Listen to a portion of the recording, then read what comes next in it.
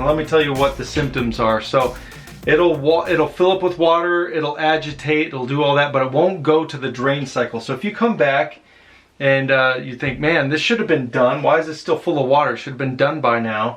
And you spin it around, maybe you have this style or not, and it'll go through the agitation and everything. But when you turn it to spin and drain, it does nothing. Well, that's a good sign that you have this problem.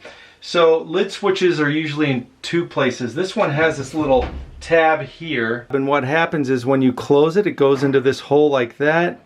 And you should hear a nice click noise. If you do this and you hear nothing, no click at all, dead giveaway that you need a new lid switch. You know, it's just a safety switch so that, you know, your arm's not in there while it's starting to spin and things like that. Another place these switches are, and I have videos on it, is right here. You'll see this little arm come under there and you can feel it. Now before you go reaching under here, unplug it because there's electricity in there. So anyway, let me show you what I did. So I reached under here, obviously with it unplugged. You don't want to do this with electricity going through here, but I reached under here and this whole part of the lid switch just came off, broke off into my hand.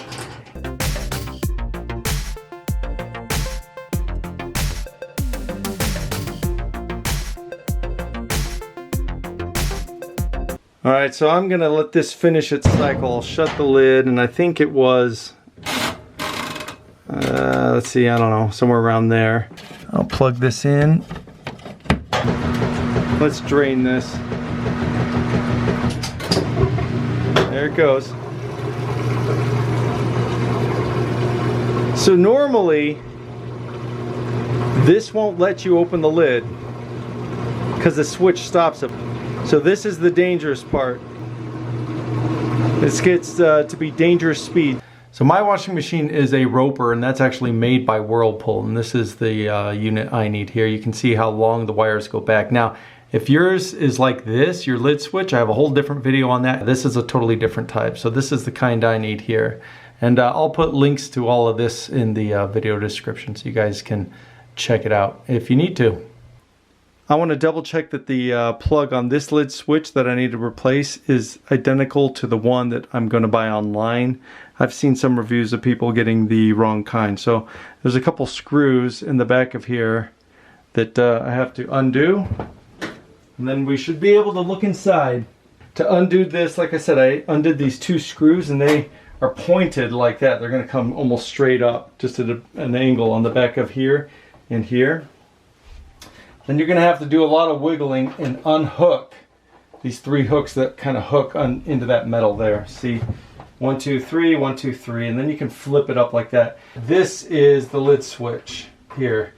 So I'm going to double check on what this looks like. So I'm going to unplug this. Again, all of this is already unplugged.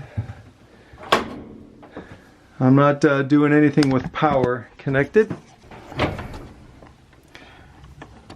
And looking at it down here, I can see that this is what my new plug needs to look like, just like that. Okay, I found a good match. It says Whirlpool part lid switch, and it says it's by Whirlpool, so I would assume that this is an actual Whirlpool part. And I can see here that this is the exact connector that I have. So everything should be good. It's only 10 bucks. Well, it didn't take too long for this part to get here. I bought it off of Amazon. I'll put the link to this in the video description below this video so you can check it out. This is a Whirlpool 3949-23/7. I'm going to triple confirm that it's unplugged, and it is. So we can lock the camera, this here, make sure these two back screws are out. This flips up like this, so this is going to be real easy. Let me zoom in for you. Use this finger to lift the tab, and now we're done like that. Tuck that out of the way. There's this little piece of plastic sticking out here and on the other side. So if I depress it and move this side down, see it went in. I'm going to push it again on this side and move it down, and that's it. That part's done. So taking a look underneath, and this is going to be hard for me to film and do it at the same time, but there's that little black clip that I need to lift the wires over. There's another one here, and then right over here is the ground screw. So to get a little bit more room when I'm undoing that screw, I can push this whole thing like that, and that'll allow me enough space. I could get a wrench in there to undo it. Now just don't drop it down. If you happen to drop it, it should end up on the floor, or at least on the lower lip of this side of the washer. You can reach up in there and get it. So I'm going to reach in and push these wires just like that.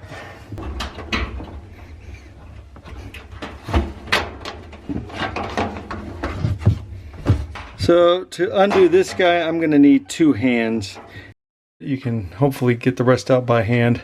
It's a little rusted, so it doesn't come out too easy, but definitely use a crescent wrench or something like that for this. Here's the old part. Let's put in the new part. I'm going to attach it to those black clips first. Just pop them in. Oh, there it goes. This little black metal clip fell off when I was putting it back on, so I'm going to pinch this just a little bit tighter so it can grab the metal and stay on a bit more snug. And we'll put this back on.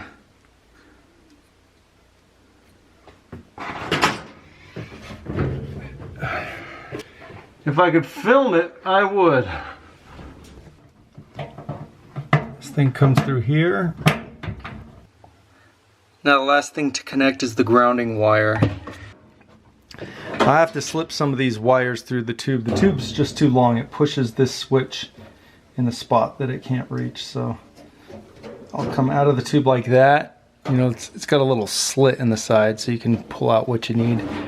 And now I have enough room that I could put this where I need to. So let me do this little grounding and then we'll screw in this. So I just attached the grounding screw. You can see how I needed to slip the wire out right there. Otherwise it was just too far over. Last thing we're gonna do is screw this into here and use your old screws because the new switch probably won't include them. So don't throw them out.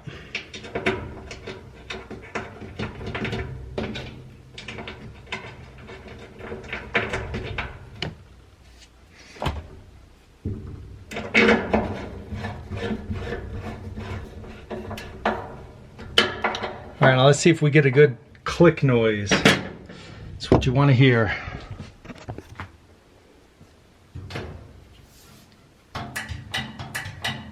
It's good. We'll plug this back in, and now we just close up the machine, and these are these 2 screws you can see that I was undoing before. Yours, I don't know what kind of model you have, but yours might be a little bit different on how you access getting in. So you might have to look up, if yours doesn't look like this, you might have to look up some instruction on how to take yours apart. But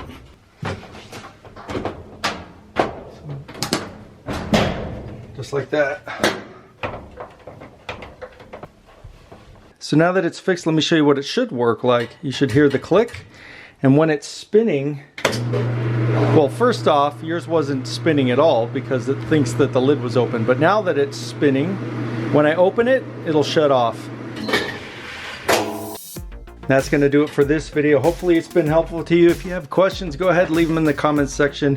If you have any suggestions, you can leave them in the comments section as well, because other people who are fixing theirs might benefit from your comments if you're going through something different than you see here. Check out my other videos. I have, again, the other video that shows a different kind of switch, if that's what you have. It's going to be it, guys. Take care, have an awesome day, and good luck on your repair. I hope you get your washer going again.